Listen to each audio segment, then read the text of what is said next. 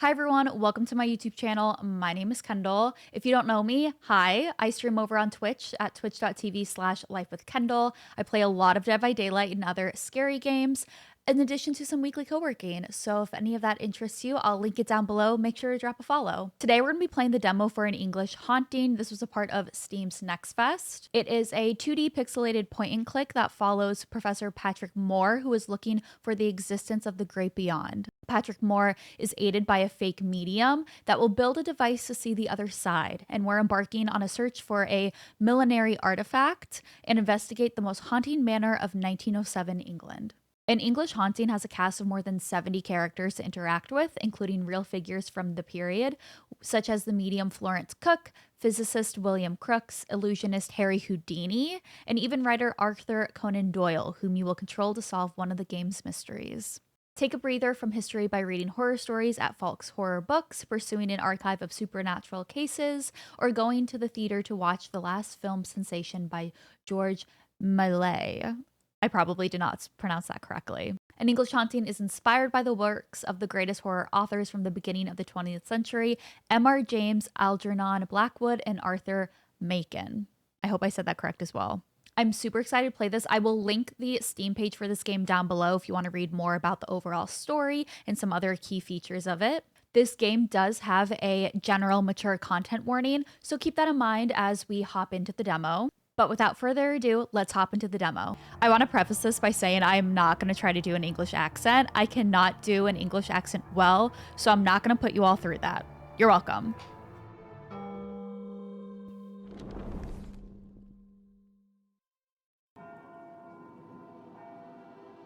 London, 1907.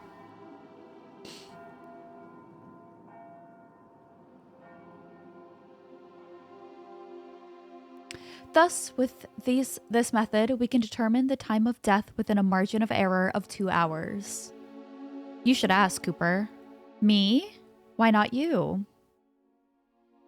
Hughes, Cooper. It would be interesting if you'd share your doubts with the class. Look what you achieved. Bah, coward. Professor Moore? Is it true that you and Professor Ward are devoted to hunting ghosts? My, you have been badly informed. We are devoted to studying them, not to hunting them. Oh, what? But? That's nonsense. Ghosts don't exist. Do you have any conclusive evidence that can substantiate that statement, Mr. Cooper? They're a myth. An invention of mankind to scare those of weak mind. Those of weak mind, eh? Very well.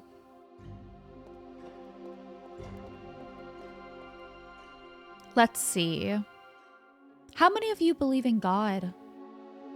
You can raise your hands. All of you? Well, perhaps you should be studying theology and not forensic medicine.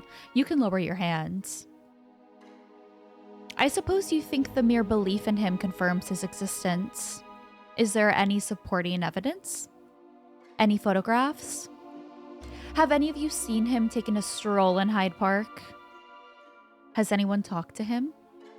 The Pope? Okay, let's set that witness aside for the moment. No one in history has been able to prove it. The only proof we have is faith, and that, regrettably, won't do. Look, gentlemen, neither I nor Professor Ward asserts that ghosts exist.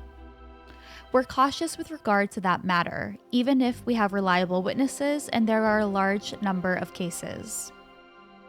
Are those arguments enough to accept this as a fact? No. We would be falling into the same trap you fell into with respect to God. We investigate these claims with the best tool science has provided us. That is, the scientific method. A method I advise you to use before compulsively raising your hands to defend your beliefs. I don't think my father would agree with all this blasphemy. Your father agrees with the idea that students from poorer classes should never be allowed into a university, as well as agreeing to use child labor in his factories. Oh snap! So, with due respect, Mr. Turner, you can take your father's opinion and come in. I'm sorry to interrupt, Patrick. It's quite all right. What do you need? Look, the dean wants to see you. Can't it wait? The lecture is almost over. It's a delicate matter, Patrick. Is it about Rose? No, it has nothing to do with Rose. What a relief. I was starting to worry. Talk to him, would you? I'll care for the lecture. I'll take care of the lecture. What were you teaching? The scientific method. Apparently, these gentlemen don't get it yet. Noted.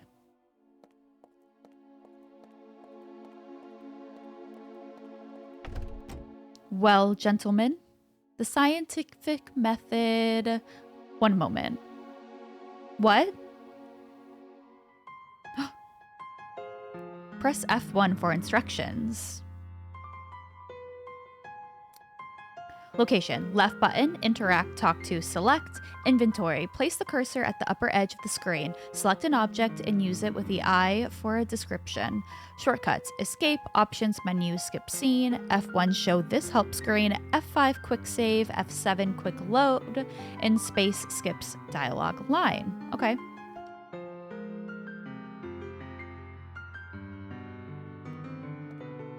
Mr. Lee? Mr. Lee? Sorry, I didn't hear you. I was admiring the trophies. Did you know the university won the Greco-Roman Wrestling Championship in '89? I did not. We haven't won since. Such a pity. There are more trophies in the hall. Have a nice day.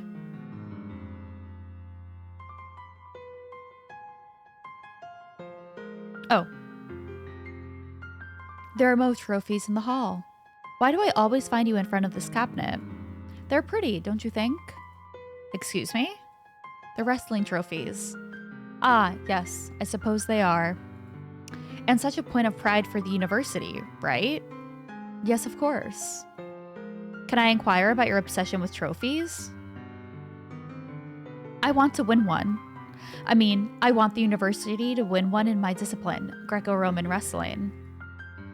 What's preventing you from participating in a championship? I understand you're a good wrestler. Manager Taylor. He doesn't want to be embarrassed like in '96. What happened in '96? Oxford humiliated us. They defeated all our wrestlers. Manager Taylor doesn't want that to be repeated. And in his view, the most sensible thing to do is not to compete. It makes no sense, right? Especially if they have me. I'm the best wrestler the university has had in years.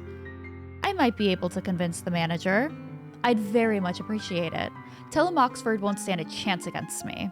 I'm big and relentless. And strong. You look strong, yes. Of course I do. The strongest in the university. Do you want to see it? Test me. There's no need. I trust you. Bring me a metal rod. I'll bend it for you. I don't have one, but don't worry. I'll do what I can to persuade Manager Taylor. Many thanks, Professor. So the manager won't count on you. This is unfair. I'm bigger. Okay. This just gives us the same dialogue. Have a nice day, Mr. Lee. You too, Professor Moore. What else can we... A selection of many championship sports trophies the university has won. I can see the polo trophy we won against Harvard in '84. I also remember that cup. We won it for cricket against Middlesex. Can I click on any of these? Statue. It was a gift from Raymond Baxter, former pupil and famous sculptor. It represents a certain Celt deity celebrating the winter solstice. The board has threatened to retire this pagan figure several times to the pupils' dismay. Every 21st of December, they fill the statue's bowl with whiskey and parade in front of it, paying their respects. Fun!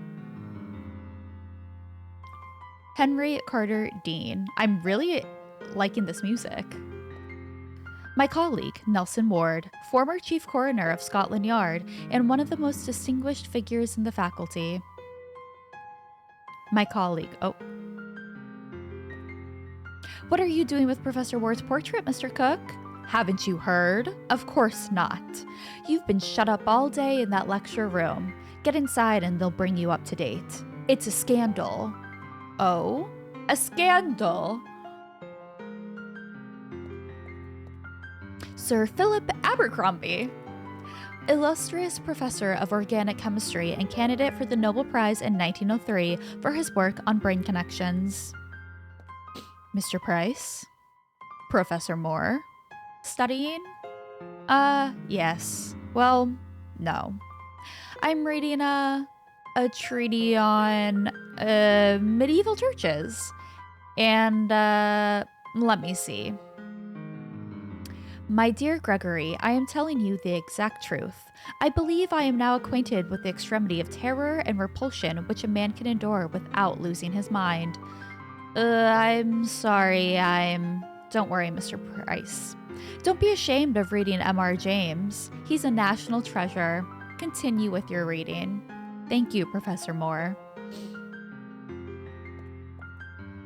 John Thomas Ogilvy, the best surgeon in London Hospital, taught here between 1880 and 1890. When he retired, he donated huge quantities of medical material, which we still use today for internships.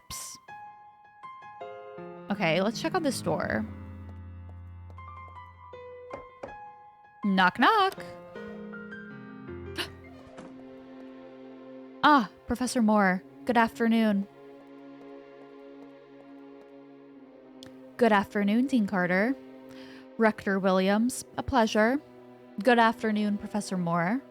You can get a chair from the back, and that won't be necessary. This meeting will be brief. Explain the facts, Dean Carter. Look. This week, the university received a generous donation for the Metaphysic Investigations program run by you and Professor Ward. £5,000. 5?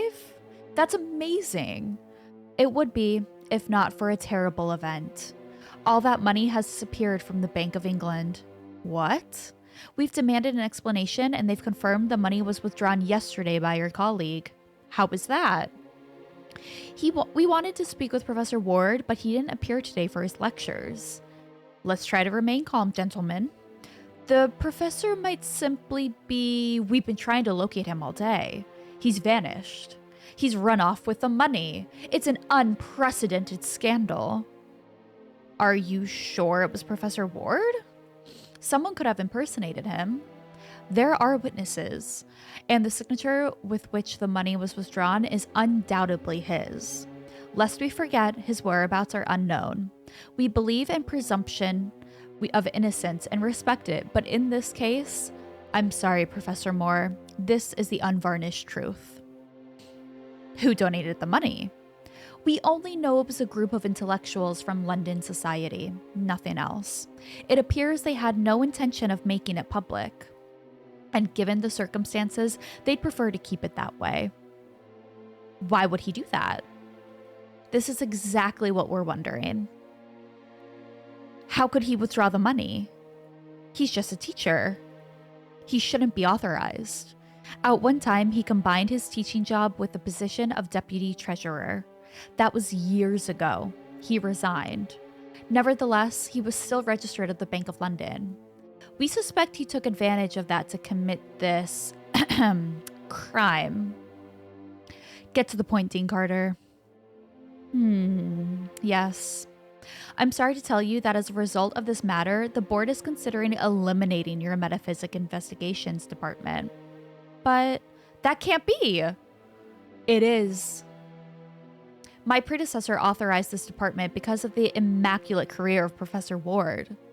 Sir Archibald Ellsworth would roll over in his grave if he knew of this infamy. What a name. Surely you didn't presume to hope we keep this nonsense going after what happened, did you? I understand there's discomfort with Professor Ward, but I'm part of the department too. It isn't fair that I should be blamed for acts of which I'm not responsible. We know, Patrick, but... Patrick?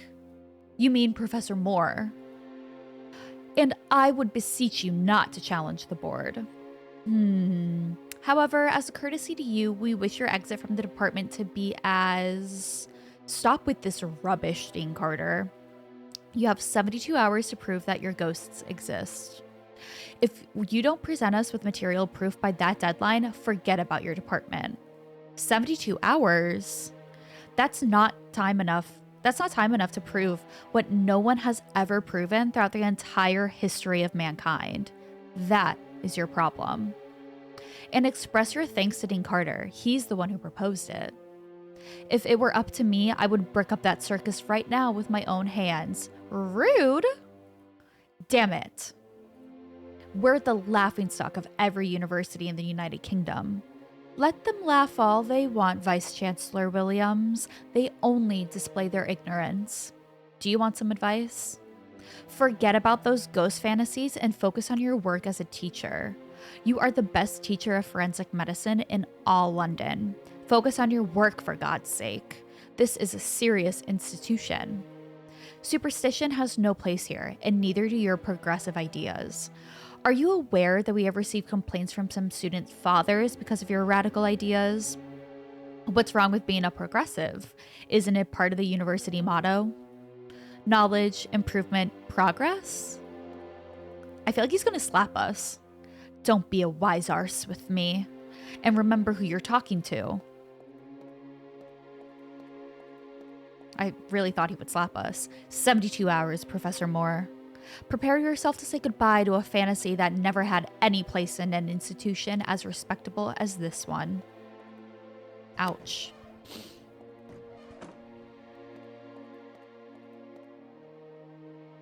"72 hours. 72 hours, Henry. It's humiliating. Why don't they just close the department immediately? I have more bad news to tell you." Really? There's more? Your department has been sealed. You won't be able to use any of the resources inside. Damn it, Henry. Couldn't you... I can't. If someone sees you there, they'll know it was me who conceded. That would put me in an awkward situation. The board is treating with this matter very seriously. I don't want my position to be jeopardized. I beg you to understand. Yes, I do. I didn't mean to put you in a predicament. I'm sorry. I know the search for the great beyond is your life, but I'm sure adversity will stretch your intellect even further. I don't know how, but try to find proof, please. If it's strong enough, I'll show it to the board and they'll be forced to keep the department open.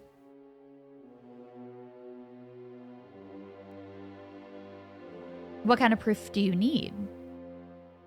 The tangible kind, of course. Something so conclusive that would convince the ignoramuses on the board to reconsider their beliefs. What a genius, huh? Who? Ah, Williams. Yes. You know he's never agreed with the university being involved in supernatural matters, even if they're studied through science. What happened with Professor Ward was the perfect excuse to close down the department, don't you think? To him, it was like manna from heaven. It's what he's been waiting for since the beginning. I have no doubt about that. Williams is an old school teacher, quite literally. His closed mind belongs to the last century. Forget about him and focus on searching for proof of supernatural activity. I will try to keep him at bay as best I can. I still don't believe what Professor Ward did. Indeed, I'm still processing it myself. But the evidence is unequivocal, Patrick. I don't think I can do it without the professor. Don't underestimate yourself, Patrick. You are an extraordinary researcher. I know time is not in our favor, but perhaps pressure will push your brain to unsuspected limits. I bet on you, my friend. Any ideas? I remember you said you were working on an electromagnetic field booster. Well, it is more complicated than that in truth, but we could call it that. It served to stimulate supernatural activity, right? In theory, yes. You could use it in this rushed investigation. Did you finish it? Does it work? I took it home so I could work on it during sleepless nights. It's only missing a piece, and then I could give it a try. So, what are you waiting for? Ding. Okay, this is the same. I'll see what I can find. Time is of the essence. Good luck, Patrick. How many of these have you written? The ones on the first shelf. And part of the second one, too. Ghosts, Reality or Myth by Dr. Henry Carter. Does Williams know you wrote this one? Oh, yes. He's even read it. Has he? Well, actually only the prologue. Then he gave me a lecture with more words than are in the book. I wonder if Professor Ward is still in London. That's the same thing I want to know.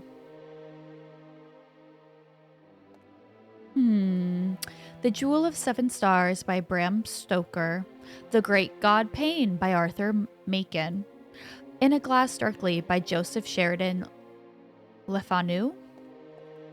Williams would be angry if he saw you were devoted time to these readings while working. Ah, these books? I just received an order from the new library near the London Archaeological Society. Do you know it? No. You should see for yourself. There are some genuine jewels. I'll do that.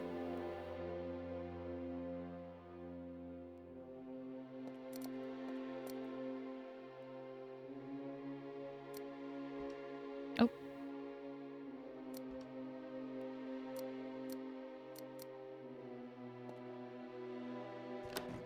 I was trying to see what popped up on the top, but I guess we can't. I won't be able to prove the great beyond exists in such a short time without the professor's help. I need to find him. Maybe I can discover something that will help me find him at his home on Dorset Street.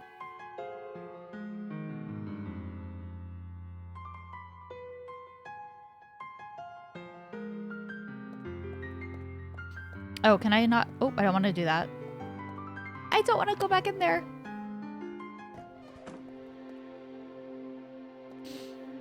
I want to see if I can go back into my classroom. Oh.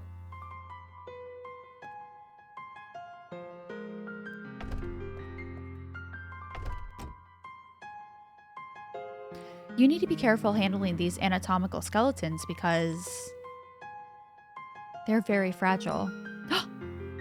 We got a bone. Will we grab another one? Oh no. It's full of flasks and test tubes. What is a flask of sulfuric acid doing here? It should be in the lab. We're getting things in our inventory. I believe it's time to get rid of this old eraser.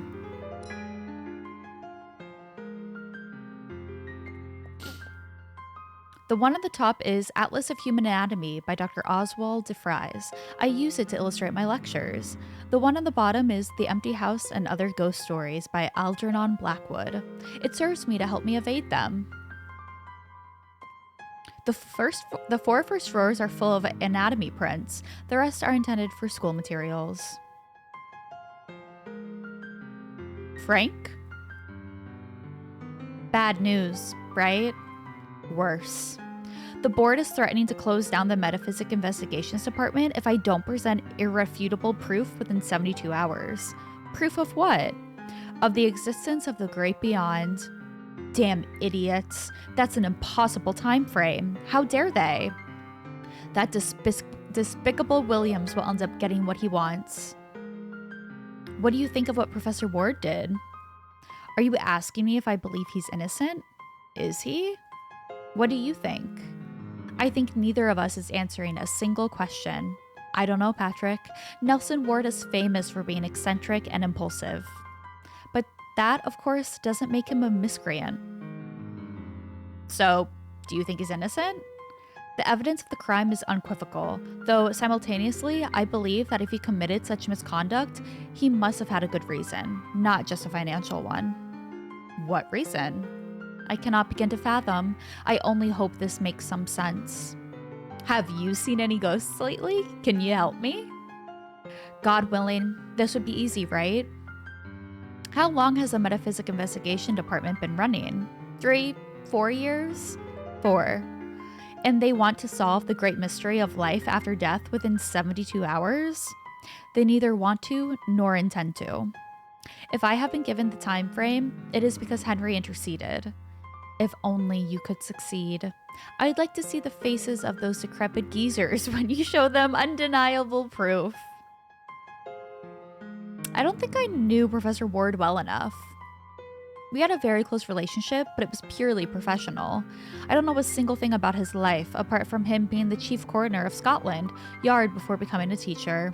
If I had taken even a mild interest in him, I might have detected signs of what he would do. Don't punish yourself, Patrick.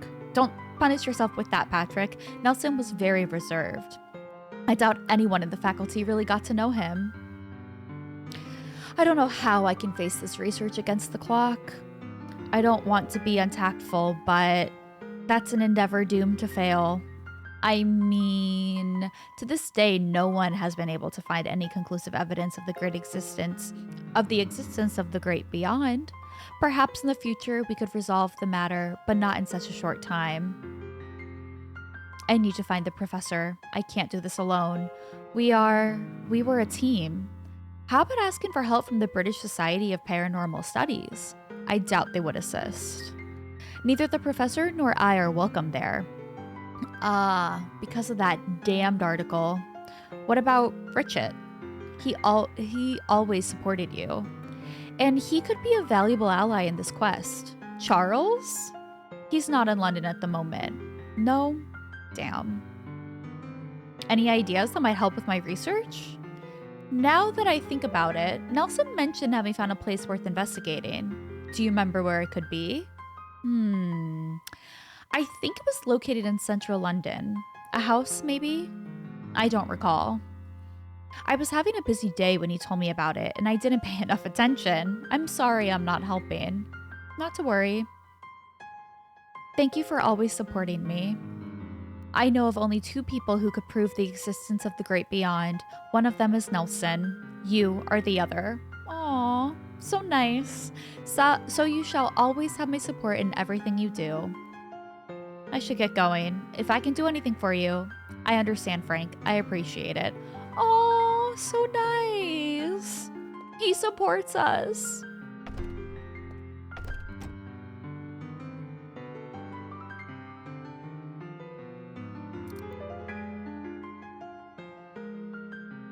Okay, so we have a skeleton arm, sulfuric acid, and an eraser. Oh, maybe we should talk to this person again. Mr. Cook, yes? Did they order you to remove the portrait of Professor Ward? What do you think? I think yes. Exactly. Who ordered it?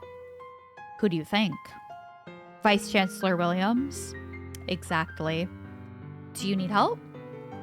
I see you're finding it hard to remove a simple portrait. But do you think old Cook isn't smart enough to take down a picture? Of course not. Exactly. Wait a moment. Does that mean I am or am not? You are smart enough to take down a portrait. Ah, good. Some genius thought it would be better to attach the paintings with glue instead of a pair of hook screws. In his defense, I'll say that not for anything in the world would I have suspected one of these illustrious professors was a filthy thief. You've already been informed, have you? Sadly. Who would have thought, huh? Though it's not like it comes as a total surprise, frequently the places he did. But I will manage to take down this portrait with no tool. One only needs to know how to apply force. Thus says Pythagoras, give me a place to stand and I shall move the world. That was Archimedes. You don't need to correct me. I'm not one of your pupils. What places did Professor Ward frequent? A pub, for one, in the East End. The Red Lion. Someone of his stature visiting such establishments. How embarrassing. And in the company of a tart. One moment. What tart? A courtesan, I guess. They seemed quite close. She is surely his accomplice. How do you know that? This man is a gossip. Rumors travel as fast as bad news. I need to find that woman. She might know where I can find Professor Ward. If you find her, give her to the police. I already told you she surely has something to do with the money theft. Oh. Are you entirely certain you don't need any help with the portrait? Do you want me to help you making exams? Marking exams. There's no need to. Exactly. Can we talk to this person again? Is our dialogue going to change or no? Still entranced by the trophies? Always. Okay. Will this dialogue change? Montague Rhodes James did not employ all of his talent on creating atmospheres so that a mere professor would break Mr. Price's immersion. Oh, okay.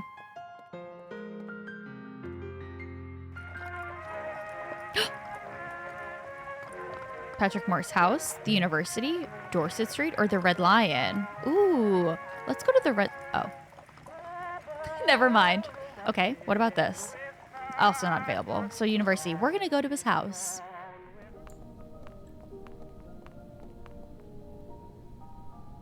That's it, room number 4. So you're a friend of Professor Ward? Exactly. And he's vanished. Sadly. And why do you want to examine his room? Are you from Scotland Yard? No, I'm a professor such as he. I only want to have a look to see if there's anything that might enlighten me to his whereabouts. Ah, that makes sense. When was the last time you saw him? I know he went out last evening. I was in bed, but I heard his footsteps on the stairs. Haven't you seen him since then? No, sir. Did you notice anything strange about him? Of course I noticed, but not only yesterday, always. He's a strange man, though a very polite one. How I wish the rest of my tenants were as courteous as him. Why is this corridor so dark? The electric company convinced me to install this new light system in the house. They didn't tell me the price would double compared to gaslight. That's what progress means, you know? Progress for the usual suspects, those in power. I've told the tenants not to use the corridor light unless they want my bills to start affecting their rent. It's curious that he lived here. I mean, his salary was high enough to afford him a better place than this. This hovel? Is that what you wanted to say? I didn't mean to offend you, Miss Dawson. No, you would be right. This is a hovel. Though it's the classiest hovel in all of East End, and with the biggest rooms for 4 blocks. Would you do me the kindness of lending me the key to the room? I don't have it.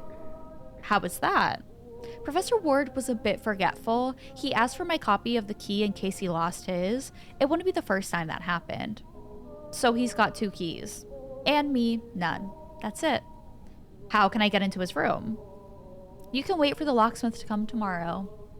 I'm afraid I don't have that much time. Or you can try to open the door yourself. I won't complain. But please, try not to break it. I'll be downstairs if you need me.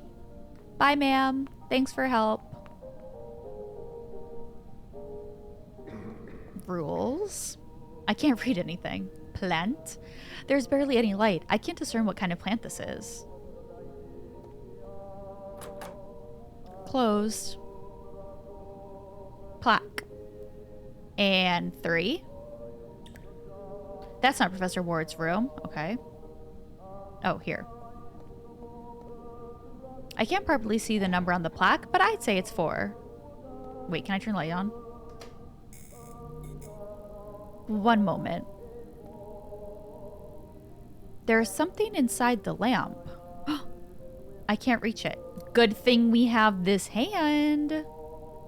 I could use a skeleton arm to carefully remove the crystal from the lamp. Damn, it's not long enough. Maybe a little jump will help. Oh! What was that? Damn.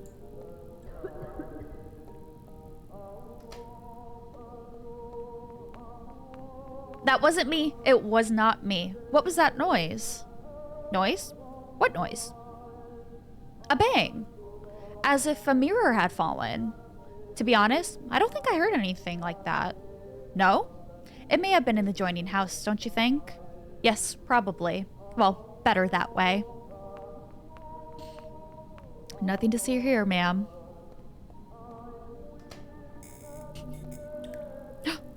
There's a key. I'll pick up the broken crystal. I don't want to have to explain it to the landlady. Where can I hide the criminal evidence? Ah, perhaps in the plant.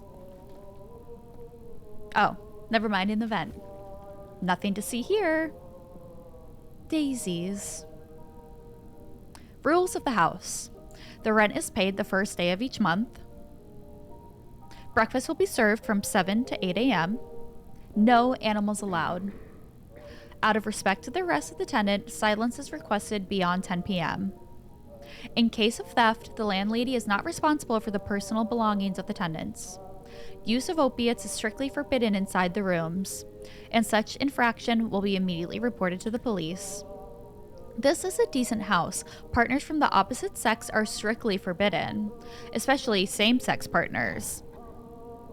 Oh. In case of infringement of these rules, the landlady has the right to immediately rescind the rental agreement. Interesting. Okay. Closed. Good thing I have the key. We're in. It's a map of central London where the professor has marked several places worth investigating. There's a red circle around one of them. Oh, we can't see. Okay. There's an old oil lamp. I'll take it. Don't mind if I do. The professor is an atheist, so I gather that crucifix was already here when he arrived. It doesn't look very comfortable. The professor wouldn't care. I've seen him fall asleep between classes in the most unimaginable places. I think the professor would rest better under the watchful eye of Darwin than under Jesus. Shoot! There's a notebook on the desk. Let's just grab that. The House of Benwell Street. It is discouraging to discover that the places worth investigating were in the end either frauds or a waste of time. However, I found a location that, if my inquiries are correct, could afford a unique opportunity to me and my colleague, Professor Moore. It is an old, impressive building located at 34 Benwell Street. Its original owner was Thomas Highmore, a widower philanthropist who lived in the house during the early years of the last century. After his death, his heirs rented the house to several tenants. One of them, Frederick Price, reported strange blows coming from the basement to the police. Raps? An officer corroborated the facts, to which he added, as is stated in his report, that several objects in the room started to slowly move without human intervention. A police report that confirms unexplained supernatural phenomena, contrary to the account of a normal witness, which is always an act of faith to consider believable. This changes everything. No police officer of sound mind would cast doubt on his professionalism by falsely signing a report such as this, so we can be sure this is an account we can accept, and thus a very valuable one. Terrified, the Prices left the house 2 months later. Their place was taken by a Benjamin Jones. By searching through the documents of the estate agency that managed the property, I found a report stating that the tenant abandoned the house 4 weeks later due to the constant unspecified occurrences in the basement. In my investigation, I found 2 other cases with that basement as the epicenter of supernatural activity, but I have yet to verify them. I still haven't informed Patrick about this. We could be dealing with another dead end, and if someone has to waste his time with this, I'd rather it be me. My instinct, though, tells me 34 Benwell Street is the place we've been dreaming of all these years. Professor Nelson Ward, October 14th, 1907. 34 Benwell Street.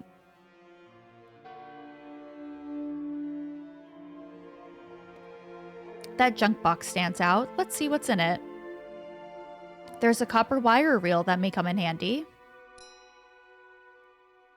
Well, it's too rusty. I don't need anything else from here. Okay. There are a lot of documents and notebooks. I should check them. They may contain clues to the professor's whereabouts. This will take some time. 1 hour later. There's nothing in them that reveals where the professor is. Okay, we've already checked everything. Can we look at the window again? This street is full of tramps and drunkards. The professor felt more comfortable among them than among his colleagues. Interesting.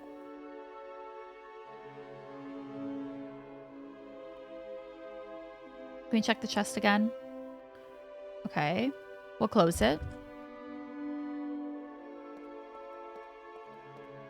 Is there anything else to look at?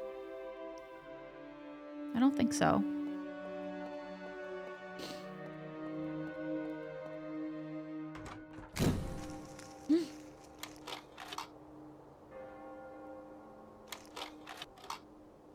Oh. Oh, are these snapshots of the places we can go to? Is that a wedding?